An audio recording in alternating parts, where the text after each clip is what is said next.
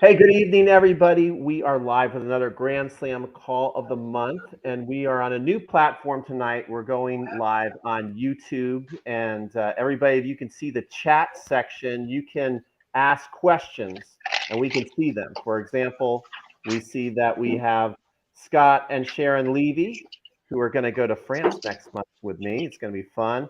And you guys can ask questions there. We can post them up. Plus, we have questions tonight that you've already sent in. Tonight we have two amazing players right next to us. We got Gigi Fernandez, 17 Grand Slam champion, and our guest tonight, Mark Knowles, former #1 doubles player in the world. Won all of them except for Wimbledon, right? You won the US Open, French Open, Australian Open, and got to the finals of Wimbledon. So amazing job on the tour. Your partner, Daniel Nestor. So what we do here. I got the Wimby mix, so I kind of give myself like a little asterisk. That you got the, you got the mixed. Well, just because Gigi wasn't still playing, she wasn't around like she did every time. So how close? Okay, so how close were you to win Wimbledon? Very close. We lost in 4 sets to Bjorkman Woodbridge, 7-6 in the fourth, and then I lost in the semifinals 4 other times, 3 5-setters. So it was very close. So it was definitely, I guess, bittersweet memories, but favorite event for sure. Yeah, cool.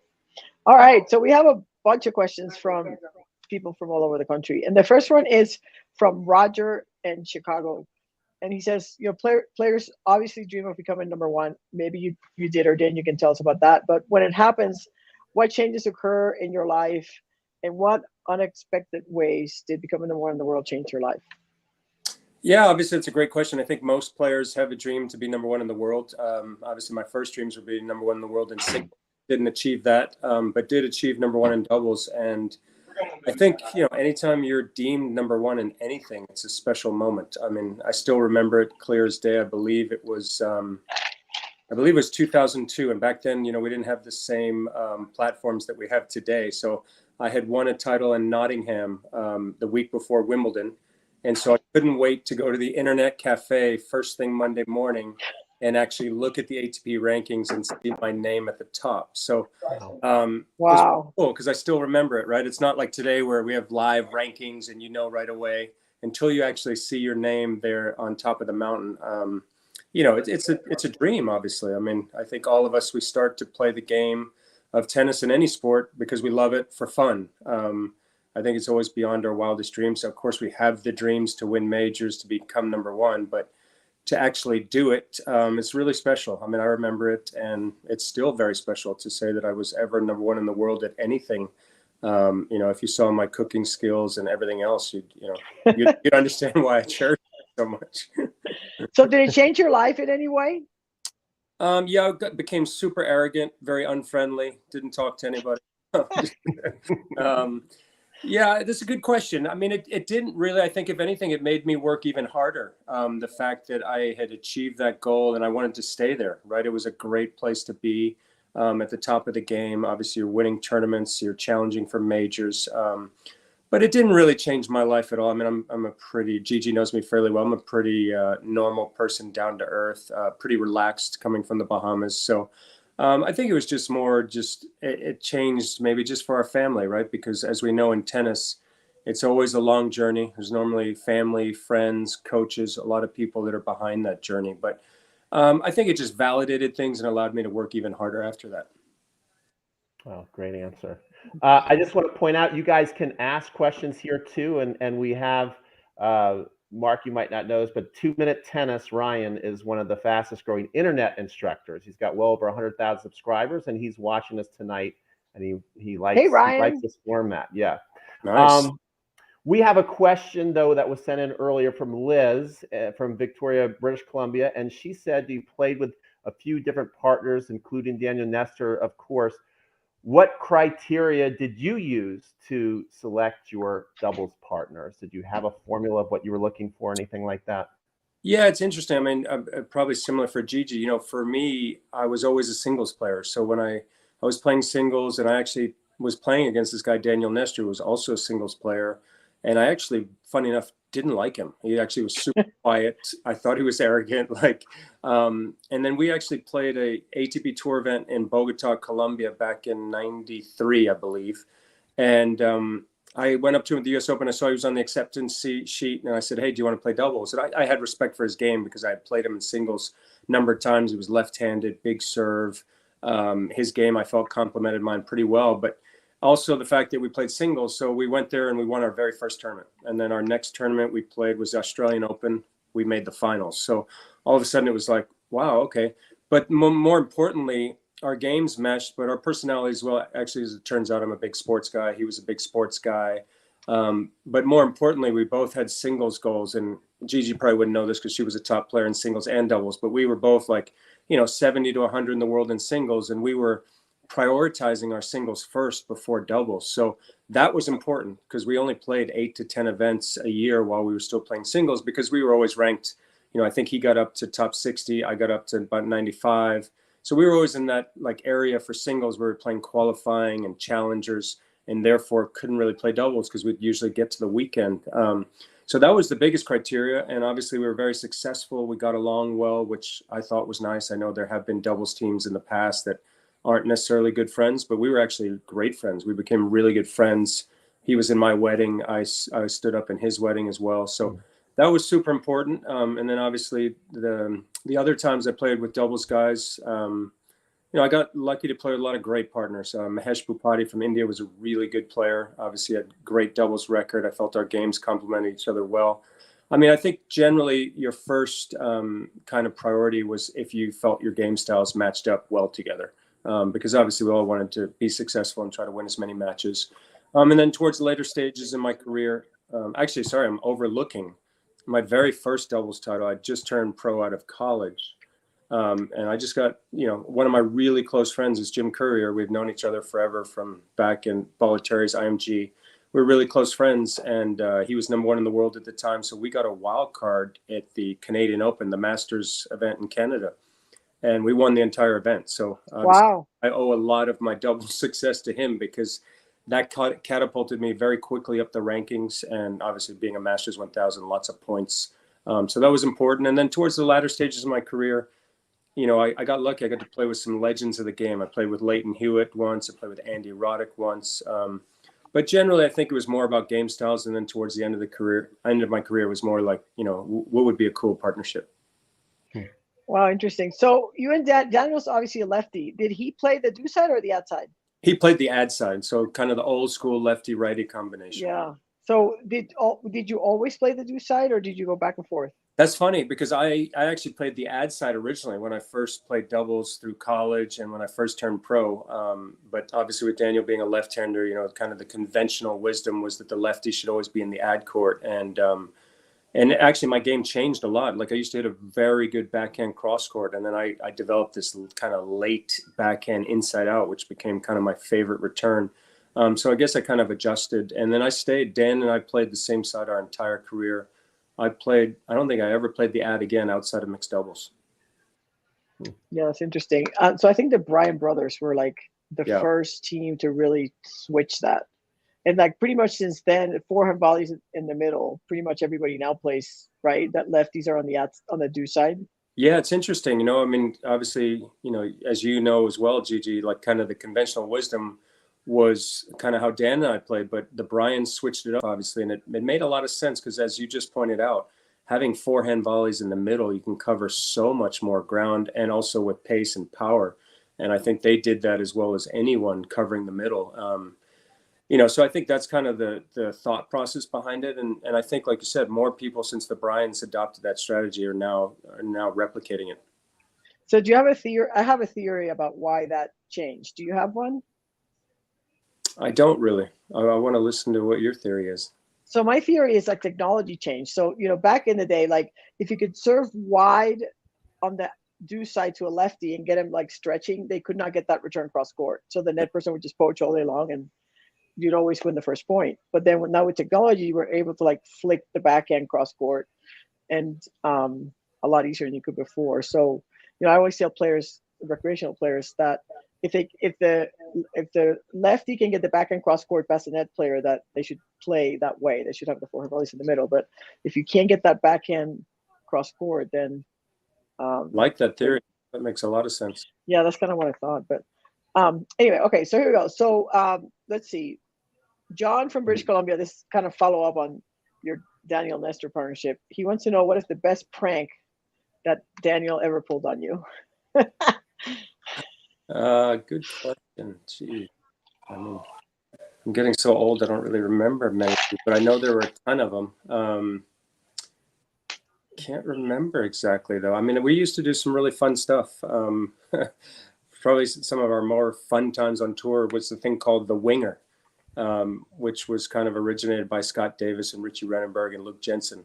It was like a large, like pullback rubber band thing that you put water balloons in and you fire off. So that was some nice immature fun that Dan and I used to participate in with the bad boys of the tour. Scotty Davis. He was Natasha's boyfriend. So exactly. So I was well aware of that. Yeah. But I don't remember anything necessarily specific. We'll come back to that one. Yeah, I'll have to think. Okay, next question is from Ben from Columbia, Missouri, I believe. He said, you see much less serve and volley, particularly on the men's compared to 20 years ago. You know, what do you think about that? Why do you think that is? Yeah, I mean, obviously I don't like it. Similar to Gigi, I was somebody who liked to move forward and volley a lot and be aggressive. Obviously, as we know, the grass change in 2002 is a big difference on Wimbledon. But I think overall, as Gigi mentioned, the technology is huge. But I think the biggest change has been the string. The poly string just allows these guys to create so much spin from a defensive position.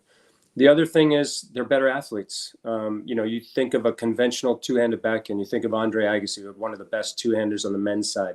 He would kind of always step across and really engage his hips to generate power. Anytime he had like an open stance, he'd kind of go to a slice, or you as an oncoming net rusher would feel like, I've got him in a defensive position. Whereas now you see guys like Novak, Murray on the men's side, you know, they have that open stance, full splits, and they're still able to generate the same power that, say, 20, 25 years ago, we would be able to only generate if we stepped across and fully engaged our hips and shoulders. So I think that mindset all of a sudden for the incoming net rusher is like, whoa, I don't want to come in too many times. But I also think the mentality has changed, and maybe it has to do with coaching, maybe it has to do with junior development. But having coached a little bit after I retired, I coached Marty Fish, Milos Raonic, and Jack Sock. I'd know in their mind they were so hesitant to move forward because they wanted to win like 100% of the points.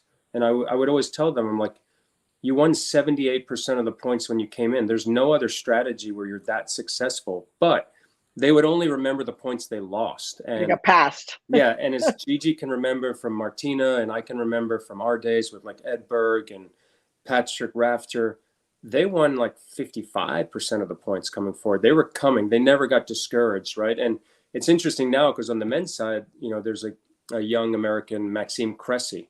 It's really the only guy who serves and volleys first and second. Did well last week, lost to Taylor Fritz in a third set tiebreaker in Eastbourne. But I do think when you watch that style of play, obviously grass, it accentuates it more, but there is room for it. Maybe not as consistently as we did it in the past, but I still think there's room for it, but I just don't think it's being developed. And I also think an issue is if you don't see it, then you don't practice it, right? Mm. So for the guys, they're seeing pretty much the same type of play, baseline, great defensive skills. They're not seeing many guys. I mean, I think about Denis Shapovalov on the men's side, right? He's got a big game, explosive game. He would be nice to move forward a lot, but he hasn't really, you know, he's gotten better at the net, but he still needs to improve tremendously, especially when you consider how good the guys are at passing, right? They have to be almost even better than, say, in our day. But unfortunately, I think they're not. And so I think it's more of a development thing, but I also think it's they just don't see much of it, right? I mean, we lost the sound. Hold on. Is it my turn? It is your turn, but we have to wait because Mark has lost his audio. Oh, that's weird. See? Oh, yeah, your mic looks like you kind of muted your own mic.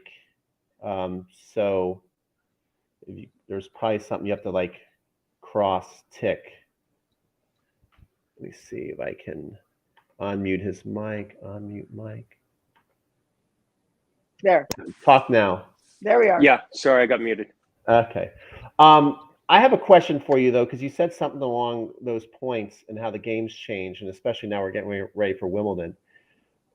How did they change the grass to where now it plays more like a regular court? And I've even heard some of the players, let me know if I'm talking if I'm wrong here, but I've heard some of the players sometimes say the grass can be almost feel as slow as clay sometimes, that they've made it that slow. How did they do that? And, I personally think that's a mistake, because you like to see the grass court specialist, the clay court specialist. Well, thankfully you're asking me that question now, because I just read an article on it. So I actually know what I'm talking about. So they used to have a hybrid, a combination of grass. And then all of a sudden in 2002, they switched to complete ryegrass. And so that allowed the grass to grow longer. So it's actually much longer and it provides a more consistent bounce. So that's partly why you don't see the bounces that Gigi and I had to deal with back in our day. It used to be a lot lower. You had to be ready for bad bounces. So it's a much more uniform grass nowadays, and it's longer. So it obviously slows it up as the ball hits it. And so the other thing too is they made the ball a little bit bigger. The ball's a little bigger, a little heavier. And as Gigi knows, at Wimbledon? Yeah, Wimbledon. Yeah, it's slightly bigger, slightly heavier. I don't know the exact, like measurements and all of that stuff and weight, but I do know that. But as Gigi will know from having played the Legends, I think back to, I remember when we were playing on the real tour, when you made the transition from clay to grass, you had to make a concerted effort to bend your knees probably 3 to 4 inches more. Like you'd have to right away from the first ball, rack it back maybe 2 seconds earlier than, you did on another surface. I remember I went back to play the Legends a couple of years back, and the first day, and I don't play tennis that much anymore. And the first day I was like, I was on a hard court. I didn't have to really bend. The ball was bouncing up. So it is a lot like a hard court. It's still quick. I mean, if you hit a nice, slice or a good wide serve, it's going to take, the court's it's going to give you the result that you deserve, but you can just play. The bounces are so much more uniform than they ever were. So I think that's why you see such incredible baseline play. And like I said, I also think these guys and girls are great athletes. Good stuff. Okay. Well, that's interesting. All right. So this question is from, let's see, what's his name? Danny D'Angelo from Stony Creek. And this is kind of random, but he was watching you play in 1996 Mercedes Cup doubles final in Toronto. You and Daniel Nestor were playing. Do you remember? I do. I'm hoping this is one we won, but I have a feeling this might be one we lost to the Bryans. So he says, what happened to you that day that you got so upset you walked up the stairs to the corporate boxes and came back down 10 minutes later? He just always wondered what happened. Do you remember? Wow, 96 final. I need to look up if I won that match or not, but I don't remember Kind that. of a random question. I'm just shocked. I don't ever remember getting upset. I've stumped you twice in a row. All right. Well, I got. It was probably I was probably complaining about something for sure. Yeah, surprised that he said you left the court, because you really can't leave the court. Yeah, you're not really super allowed to just leave the court.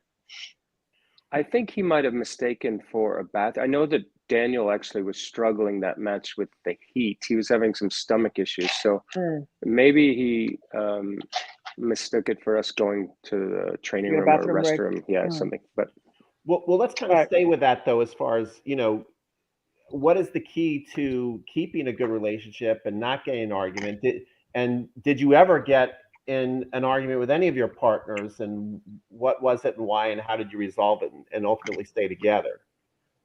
Yeah, actually, I didn't really get in any arguments with my partners. I mean, if I think about my long-term partnerships, I think we always had a good enough respect for one another that, if there was something wrong with me or there's something wrong with my partner, we'd actually sit down and talk it out and hash it out, whether, if it had to do with the match, it had to do with practice, if it had to do with preparation. Generally we were pretty professional. I know there have been some doubles teams that hash it out on the court. I remember playing the Bryans one time and they punched each other.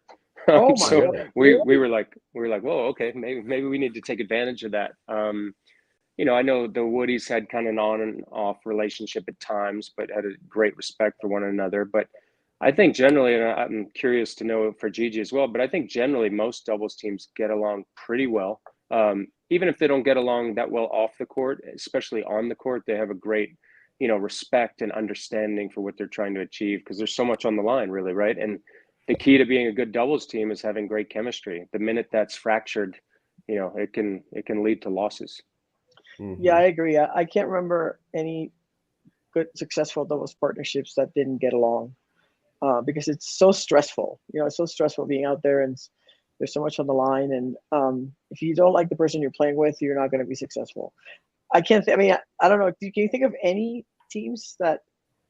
I think McEnroe maybe and Fleming had periods where they weren't getting along. Yeah, and I think certainly it's towards pretty. the end. Yeah, I think it's pretty hard, as you said, to Yeah. be successful because, we're all going to struggle at some point in a doubles partnership. There's one day maybe you don't serve well or you're not making the returns. And so the key to doubles is, can you find a partner that can get you out of a hole, right? That can inspire you and still have belief in you that come break point or come set point, you're going to come through with the right shots. So Yeah. that's why that's so important in doubles. You got to be super supportive regardless of the situation. Yeah, and I think the teams that stopped getting along, then I can think of Hingis and Mirza. They were very successful in the first 3 Grand Slams they played, I believe, and then they stopped kind of liking each other. So then they just ended the partnership. Yeah. So I think pretty much if you don't not get along with your partner, find a new partner. You spend too much time together to not get along. Yeah, right. It's just too stressful to not get along. So okay, so Robin from Raleigh wants to know if the Tennis Channel does any kind of training for a player moving into commentating. So I know you work for the Tennis Channel, and did they help you in any way? Or? That's a great question. They actually don't. I was fortunate towards the latter stages of my career. I knew I wanted to get into broadcasting, so I kind of got a couple. I remember, there's the U.S. Open World Feed where a lot of players will go and commentate and so forth, and just kind of get reps, right, without maybe being center stage. And just learning kind of the skill and the process, which was very helpful.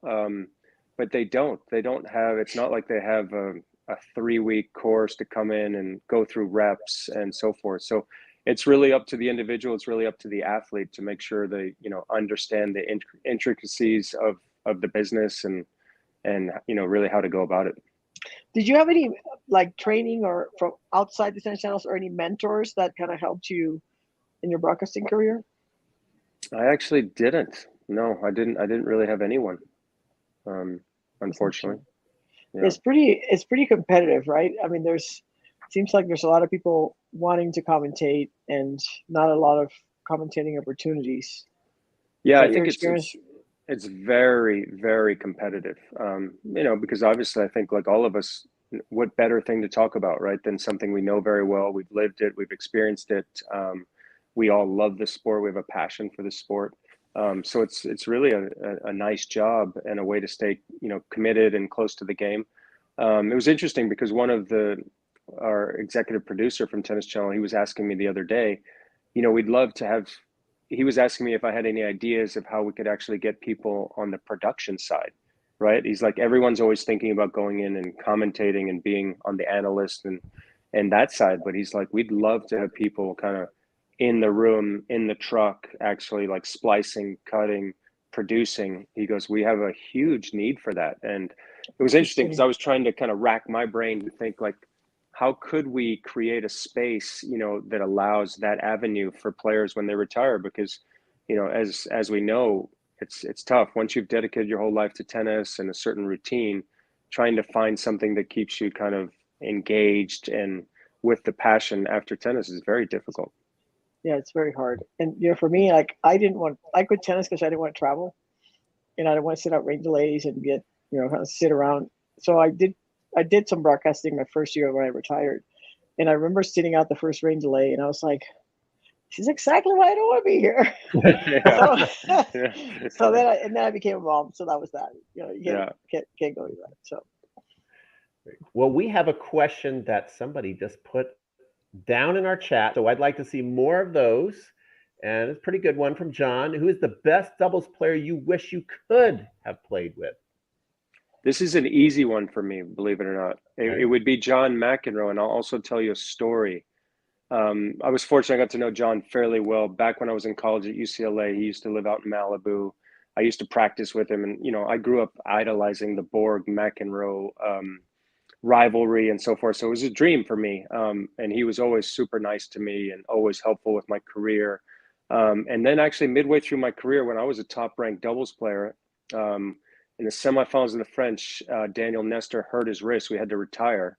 And so I didn't have a partner for Wimbledon. And at the time I was training in New York, and I used to train with John quite a bit, especially leading into Wimbledon because it was on the grass. And I almost had him. I mean, he was going to play doubles with me at Wimbledon, which would have been like, Oh, you would have won.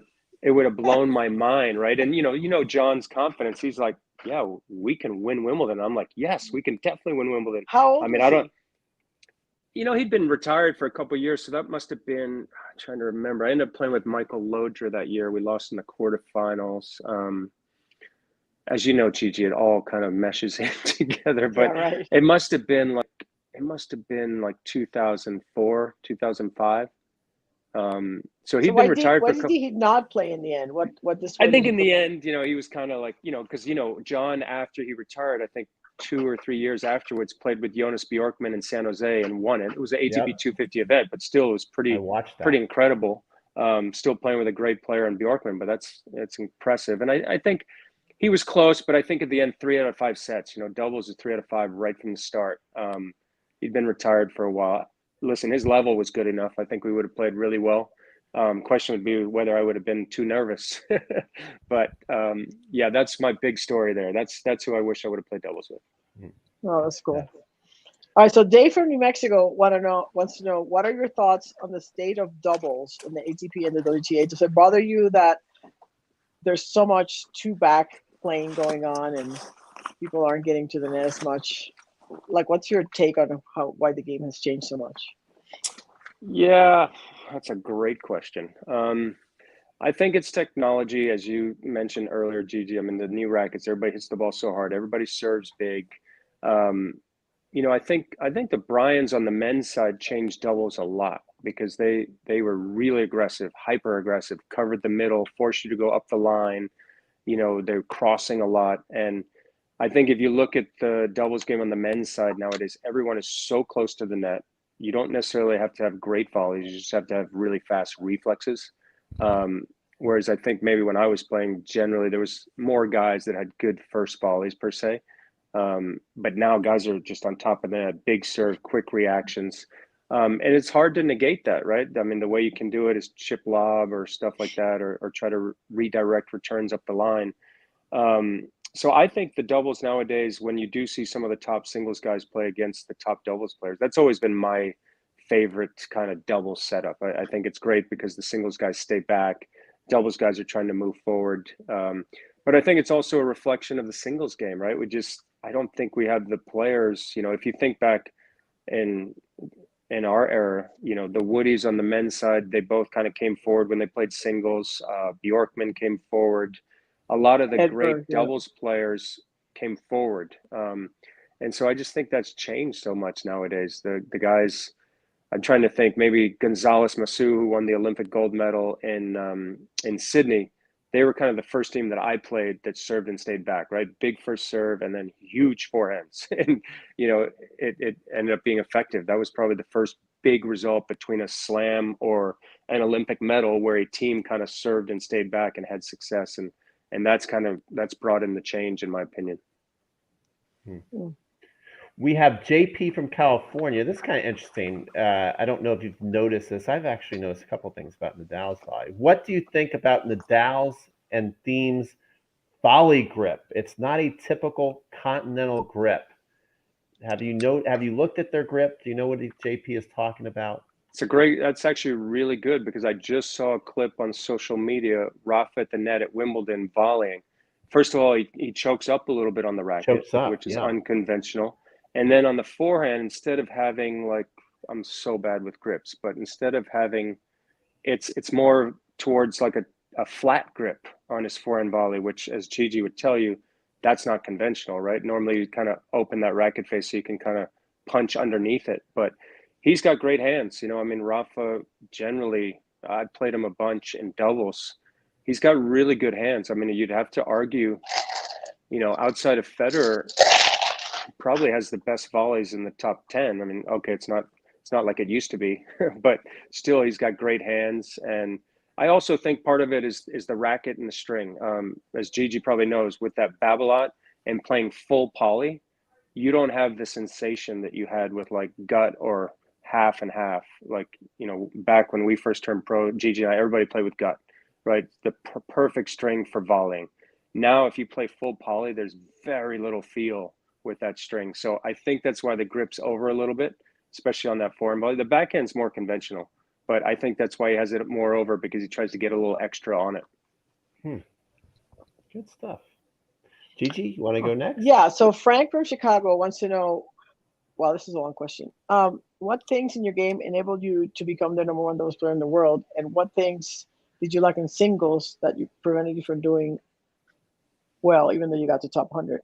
So what was missing? Yeah, great question. So singles, I was an underachiever. I was not mentally strong enough. I was very hard on myself. And I think that was really detrimental. I was a serve and volleyer. I probably didn't have as big a serve as I should have had for my size, and kind of, I was fairly strong, like strong legs. Should have had a bigger serve. So I would say those are the two biggest things that held me back in singles, just not having a bigger serve and not being stronger mentally. And then, it's interesting because the singles, when I got to top 100 and I started having good wins, and I was just talking about this with someone the other day. It's hard to explain, but there's a time that comes on tour where it all clicks. And it all clicked for me there, where I was like, you know what? I believe that I'm a player. I believe that I can move up the rankings. I believe I can be top 50, top 20. And then I broke the seventh rib in my back, and I ended up being out for 11 months. And so it sounds weird, but it just kind of, and I think I got back to just outside the top 100. I never got higher than 96 ever again. And I just feel like things might have been different, because I just felt mentally I had finally reached that spot. And, I forgot, I was talking about it with Jimmy Arias, and I was like, you can't sympathize with me because you went, you were a great player from a kid and you skyrocketed up the rankings to 5 in the world. But for those of us that top 100 singles players, like, it's a real struggle mentally. And that's what I love about commentating, is I see all these players and I can kind of, my best friends kind of on tour were Agassi and Courier, who were number 1 in the world, achieving everything. So even though I didn't achieve it, I was around those guys. So I have the full spectrum of kind of taking stock of, well, why didn't I achieve what they did in singles? What did they do well? Where were my shortcomings? And then what made me good in doubles was, honestly, I started playing doubles, I think 10 years after my singles career, where I really started focusing just on doubles. Daniel and I we kind of put our singles career aside 2002. And at that time I had become so strong mentally. I'd become just much better mentally. And so that helped me immediately. And then just as far as the game, my game translated very well for doubles. I volleyed extremely well. Like I said, my serve wasn't the biggest serve, but I served well enough to, with my volleys and a great partner at the net, that was going to do well. And I had pretty fast hands as well. Good reflexes is always good in doubles. So, I think I had some of the elements that translate very well in the game of doubles. So, okay, so I have 2 follow-up questions. You coming from the Bahamas, I mean, yeah. There's never been another player. So talk us through how you came out of the Bahamas. Yeah, so my mom is actually British. She played Wimbledon back in the day, but they settled in the Bahamas. So I was born and raised in the Bahamas, but I grew up at a tennis club. My parents taught tennis, and I fell in love with tennis at 3 years old. I think I just literally, it's funny now, you get all the stories from people that are a little older now, like, this little blonde kid just at the end of the 5 courts hitting on the wall all day. Literally, that's all I did. My parents never needed a babysitter. I played tennis all day. Then I was fortunate enough, I was playing the Orange Bowl, which is one of the biggest junior tournaments still to this day, but especially back then. I was playing the 12 and unders. I think I was 9, and Nick Bollettieri saw me playing and came up to my mom and said, "Think your son's really talented. I'd love to offer him a full scholarship to come to my academy." and obviously it was a big decision. But I was one of those, I don't know, it's weird because I have kids now and I don't put any pressure on my kids, but I knew what I wanted even from that age. I was like, if I ever going to have a chance to make it or be good, or, I didn't come from much money. We were, we did not have very much money. So I also knew this was my chance if I was ever going to. So I really wanted to go to Bollettieri's, and my parents were a little unsure because I was only 10 years old when I went. But I went and I loved it. It was amazing. I mean, without that place, Nick Bollettieri gave me such an incredible opportunity, an opportunity I would have never gotten anywhere else. And, back then, the competition was just incredible. The people we had there over the years, Courier, Agassi, but people that, David Wheaton, Martin Blackman, I think there was a stretch there where we had probably 6 of the top 10 in every age group at Bollettieri's. So it was just, Wow.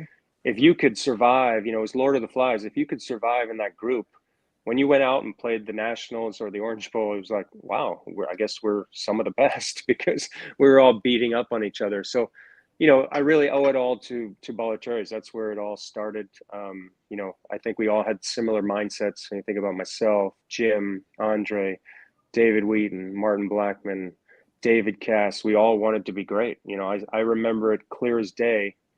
There was one day Andre and myself were sitting around with Jim, and Jim, clearly we were sitting in like the living room. We used to be in these like dorm rooms with 8 kids, and Jim was like, I'm going to win the French Open one day.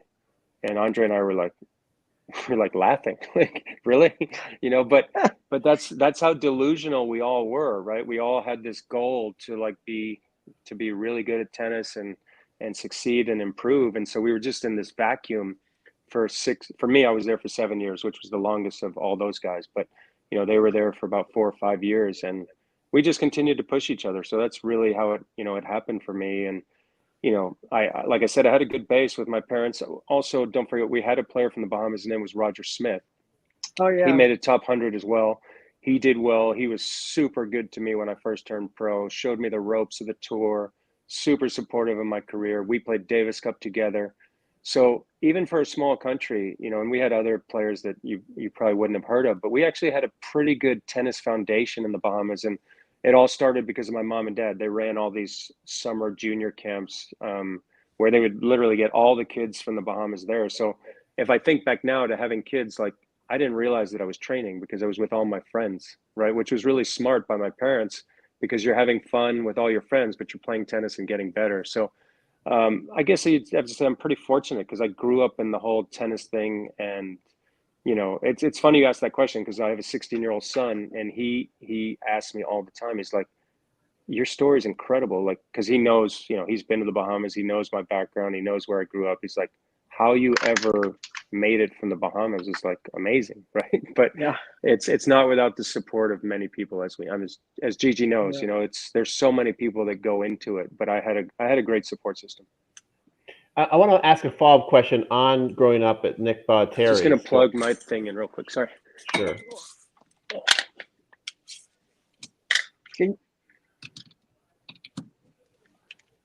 I'm back. Okay.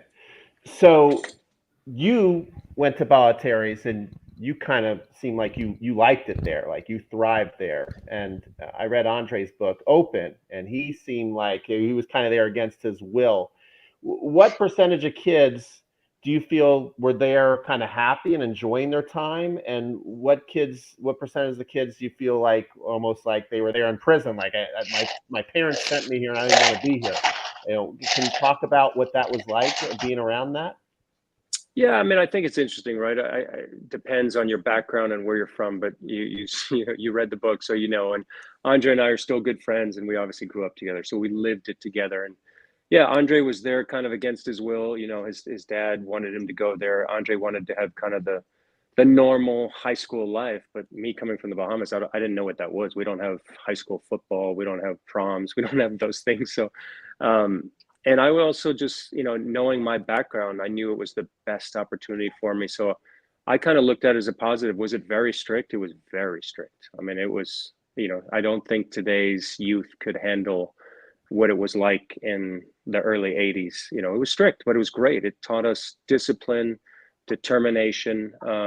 I think most people, Jim Courier liked being there. I mean, I don't think any kid loved being there per se. Maybe I did, but I think most people are pretty happy being there. I mean, it was fun. I mean, there's no doubt it was hard, it was strict, but I also look back on it as it was really fun. The schedule was hectic for sure. You get up early, you run 2 miles in the morning, you get on the bus, go to school for 4.5 hours straight, you come straight back, grab lunch, then you head out to the practice courts for 3.5 hours, then you have study hall from 7 to 9, lights out at 10 o'clock. And, I tell kids nowadays, they're like, what did you guys do for fun? Going to the movies at the mall on Saturday night. That was the most fun we could ever have. Right. So you tell teenagers that now and they're like, what? Like, so it's sort of almost like a college experience, right? Like you didn't have the college experience, but it sounds like a little bit of like what a college tennis experience is like.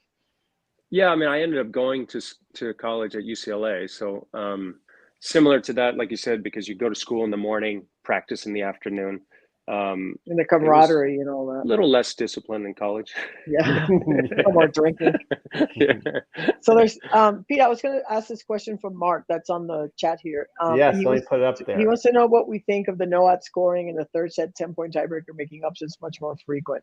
Like my take on it's like no one's ever going to dominate doubles because of this rule change. It's so difficult. What do you think of it? It's a great question. So I was actually heading up the whole Save the Doubles campaign when this all came about. The CEO chairman at the time was Etienne de Villiers, and I was on the council. I was vice president of the ATP council, so I was kind of in charge of all this. So it's funny. So I originally, being a top doubles player, I liked the no ad scoring. I didn't like the third set 10-point breaker. I didn't like having both as well because I thought it brought in the element of luck or, those types of things. So personally, I don't like having both. I would prefer if there was just one. I think having both just compromises things. But I think the numbers will show that there weren't that many more upsets because we as top doubles teams were a little bit worried, one shank, one let court.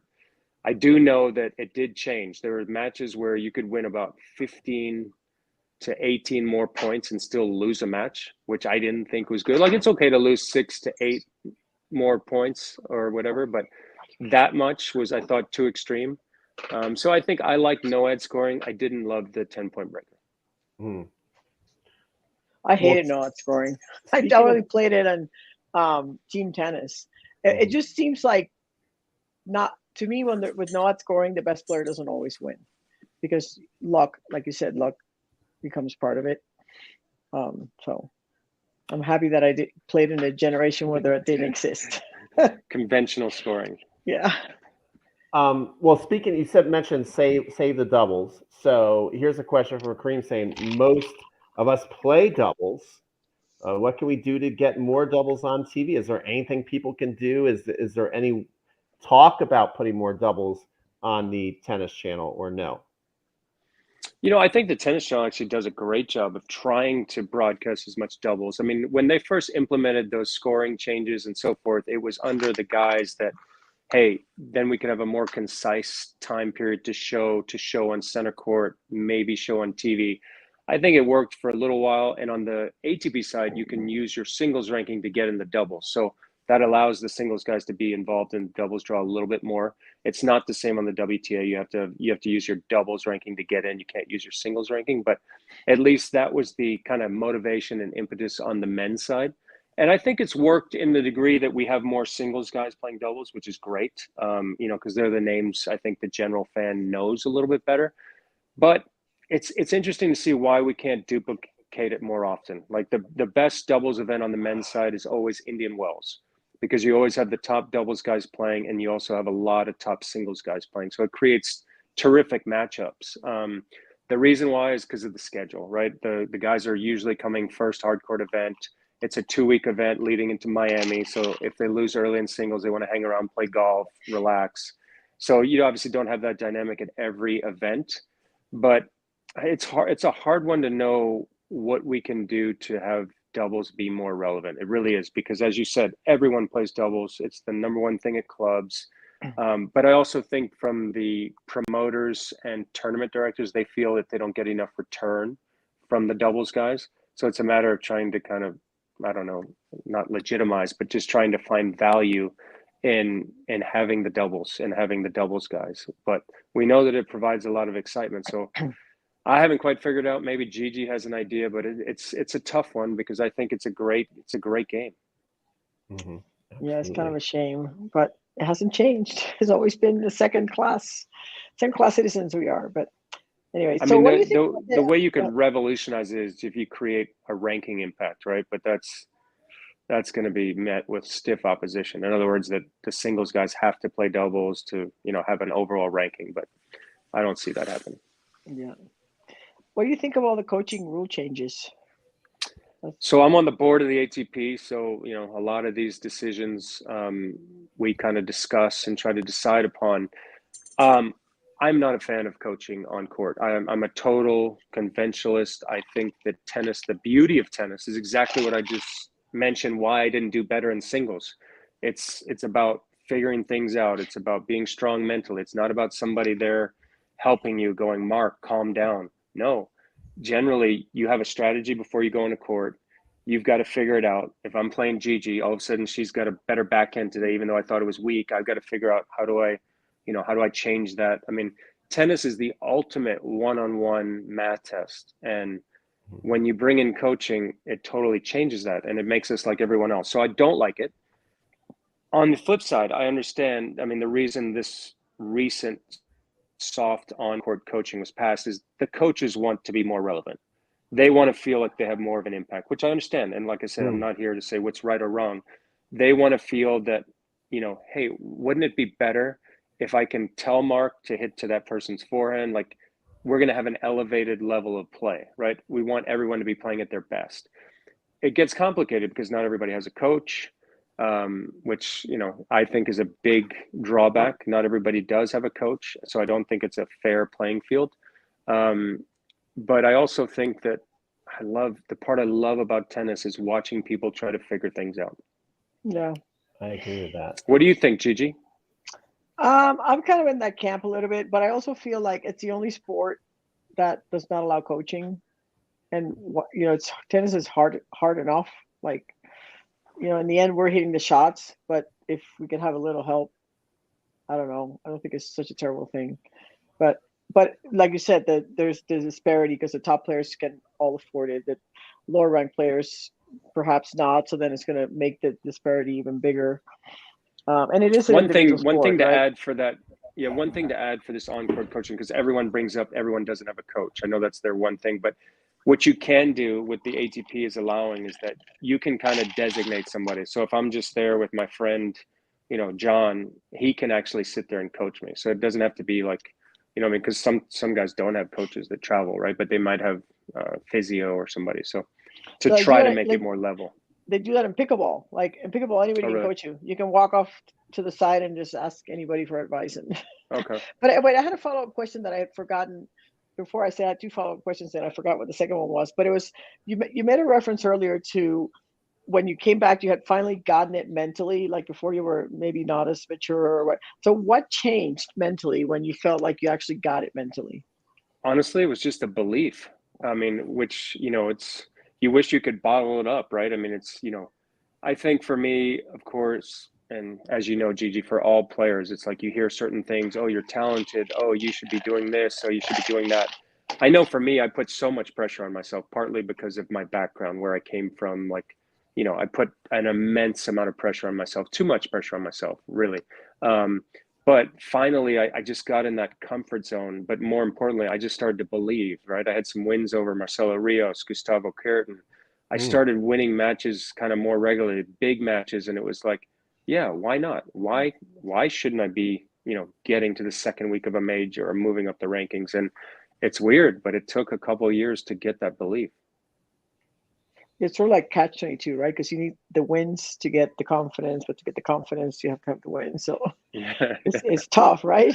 Yeah. All right. So, going to talk about the elephant in the room. Boy. What do you think about pickleball taking over tennis courts? I'm nervous that I'm walking into something here. Oh having man, having Gigi No. make a reference. I don't know how much Gigi's been playing pickleball. I don't know if she's serious.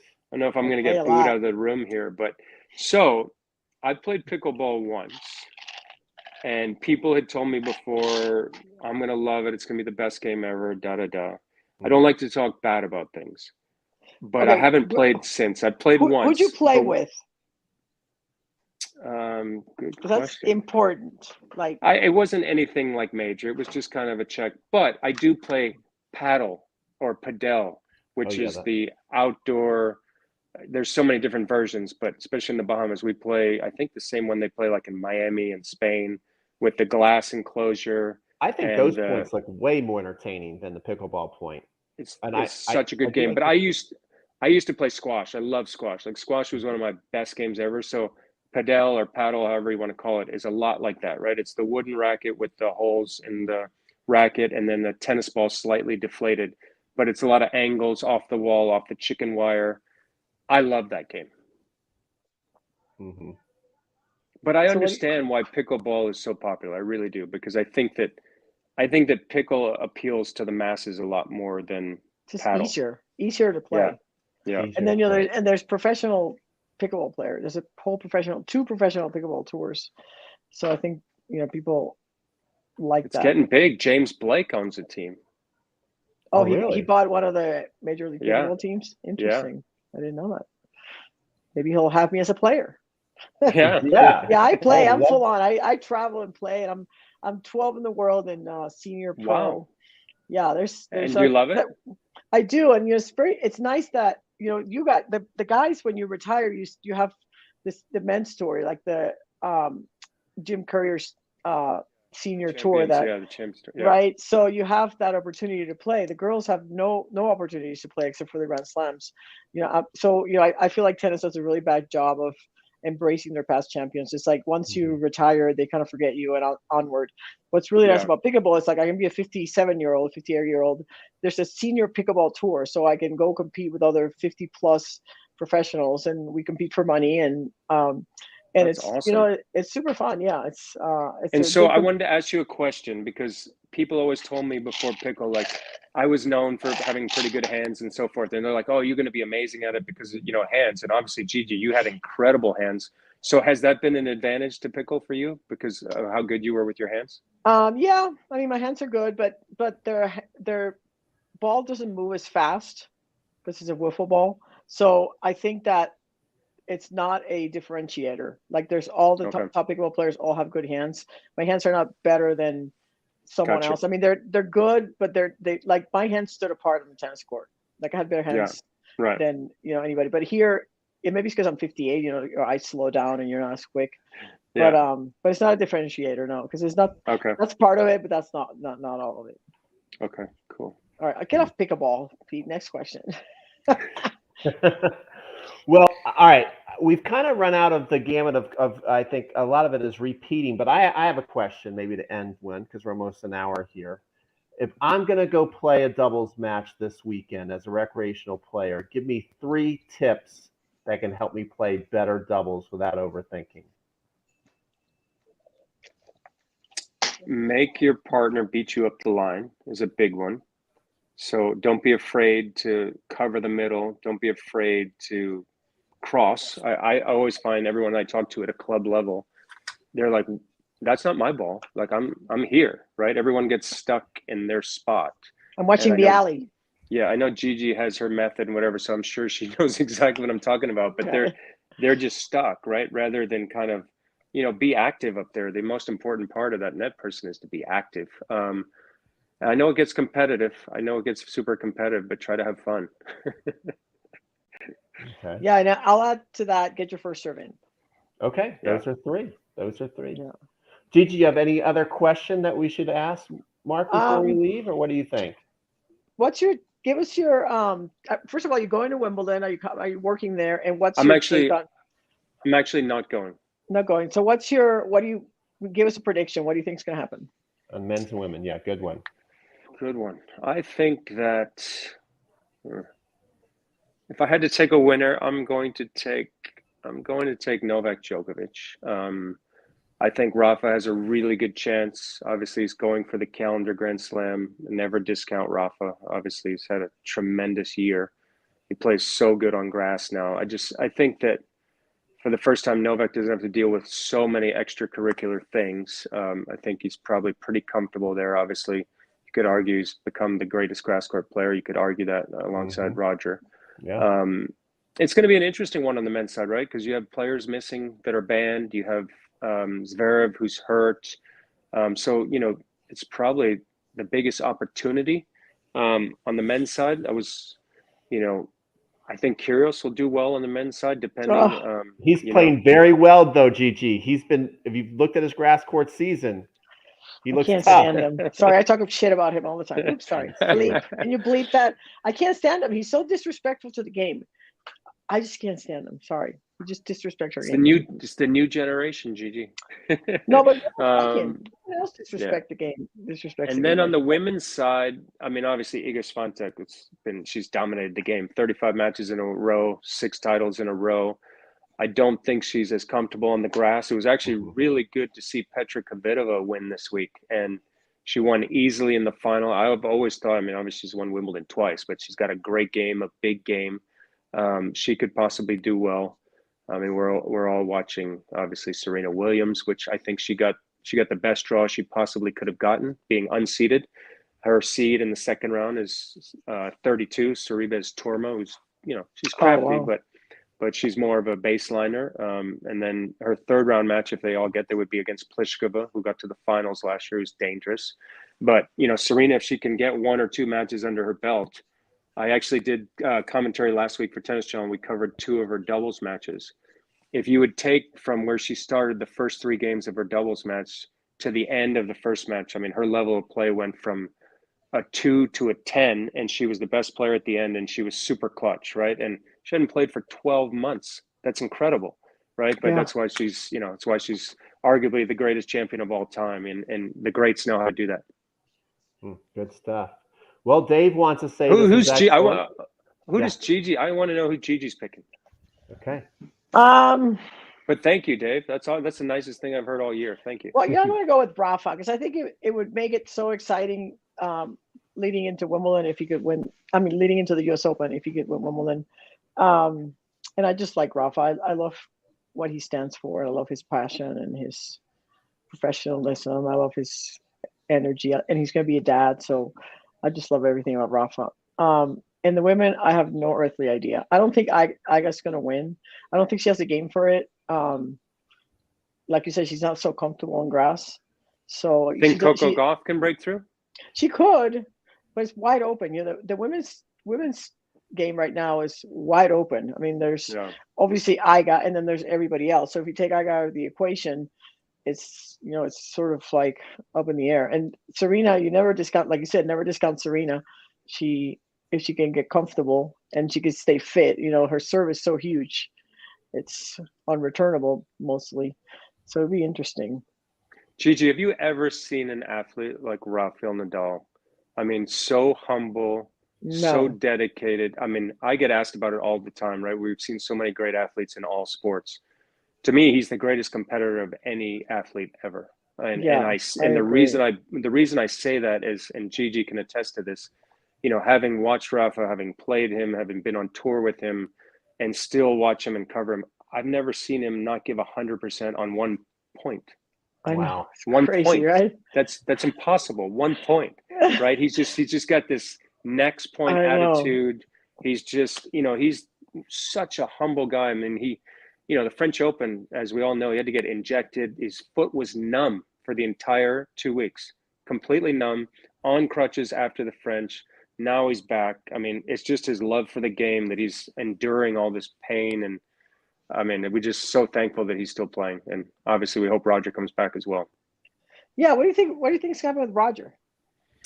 Yeah. I mean, I think he's really struggling injury-wise, but just incredible that he's still fighting to come back. I mean, you talk about a love and passion for the game. As you said, Gigi, the reason you retired was you didn't want to travel anymore, right? You were like, we all know how hard it is when you're a professional tennis player and the rigors of travel, but he just loves the sport so much, has an incredible passion.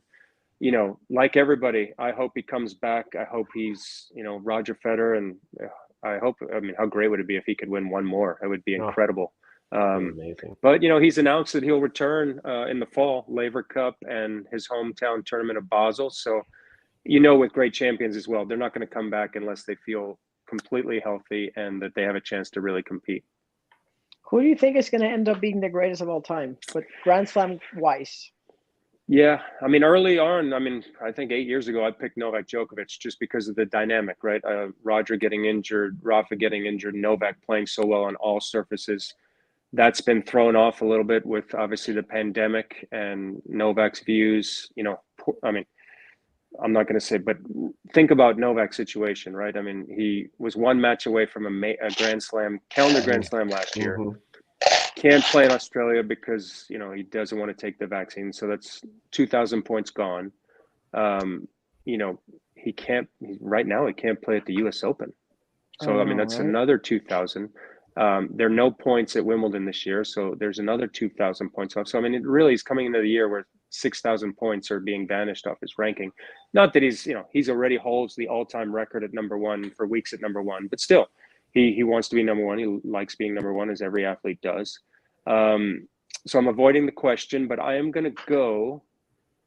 It's hard because I would still go with Novak. I know that Rafa has a 2 Grand Slam lead right now, 22-20, but that could change quickly. I think Rafa's shown that he's probably going to win another 1 or 2 Frenches if he's healthy enough. And, he can win Wimbledon.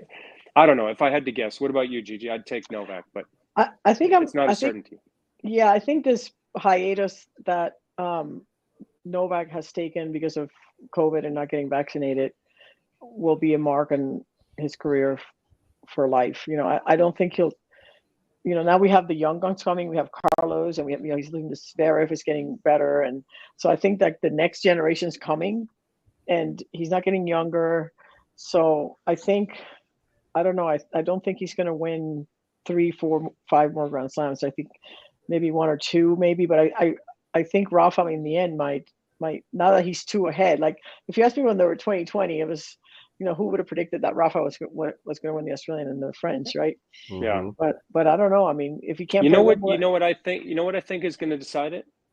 I think whoever wins Wimbledon is going to be the greatest of all time because obviously if Rafa wins it, he's at 23, and as Gigi said, there's a new generation coming. But if Novak wins it, he's at 21. That's only one more. He's obviously right there. So. I think it comes down to whoever wins Wimbledon out of Novak and Rafa will be the all-time, in my opinion. Yeah, I'll go with that. One more quick one. Last one, yeah. If let's say Novak and Rafa stay around 21 to 23, somewhere around there in Grand Slams, and Roger somehow wins another one in his 40s, does that accomplishment of winning a Grand Slam in your 40s kind of trump everything and make you the greatest, even though you might be down a Grand Slam or 2? Because, that's crazy if that could happen. I knew where you were going with this because as we all do, we've all analyzed the big 3 in every category possible to see who's the actual GOAT. Listen, you can look at it through so many different lenses, and everyone has an opinion, but, if Novak ends, listen, he's got a winning record against the 2 greatest players of all time, Rafa and Roger. He's got the all-time weeks at number 1. In my opinion, all his great victories have come against the greatest players. Yeah, and that's so true. No one will ever play tennis. I shouldn't say ever because we all know, you never know, you can't predict the future, but no one's played the game of tennis better or prettier than Roger Federer. I don't know if it can ever be duplicated. He's a ballet dancer. It's the most beautiful game of tennis ever. So that gets points, right? But then you'd have people that argue, okay, he beat Mark Philippoussis in a final. He beat maybe Arnaud Clement in a final. Like you look at who Novak and, Rafa to a degree, and there was also a good stat about Rafa the other day. Every time that the big 3 has been out in the semifinals, in other words, no Roger, no Novak, I think Rafael is 8-0. So that just tells you, he's super clutch as well, right? And then obviously you're going to argue, people will argue, well, Rafa won 14 on one surface. Like, it's, to me, it should just be, at the end of the day, it should honestly be, they're all three the greatest of all time. I mean, who could? Yeah. I played in the era of Sampras, Agassi, Courier, and I remember when Pete won 14, and we were all like, "That's never going to be touched." I mean, that's, and now you have three players absolutely blowing it away, right? So I mean, I just think they should all, if there was a Mount Rushmore, they should just all be equal. I mean, they're just they're all great in their own way, and they're all the greatest of all time in their own way, in my opinion. Love it. A nice neutral answer, right? I love the answer, though. I love it. We'll go with that. All right. Well, thanks, Mark, for taking time on your Sunday and hanging out with us. Awesome. Thanks for inviting me, Gigi and Pete. I appreciate it. That was a great conversation. I had a great time. Thanks, Pete. And we'll see you guys for our next call. Actually, next call we'll have Stacey McAllister, who's the U.S. Open tournament director. Nice. So I thought it'd be really cool to get like the behind the scenes look at what it takes to run a Grand Slam. So we'll see you guys for that next call. Right? That's She's awesome. a great speaker and she's awesome. Different angle to the. She's got so much knowledge too. That'll be awesome. Yeah. And then one more thing, I had two cancellations. Oh, Mark, you can go if you want. Okay. Yeah. Thanks, everybody. And then we'll talk listening. a little bit more, Pete and I had two cancellations for Laver Cup. So if anybody wanted to go to Laver Cup, I have 3 spots. And then what else? We got the U.S. Open trip coming up. And what do you got coming up, Pete? I have the master class in Cincinnati. I have some spots the first weekend and just a couple spots the second weekend. So, email me if you're on my email list, if you want to go to the masterclass clinic where we go and we learn a lot of tennis. We go out and have dinners and we go watch the best players in the world. So it's a lot of fun. So thank you everybody for watching and supporting Peter and I in this endeavor. And we'll see you all in the next call. Good night, everybody. Bye.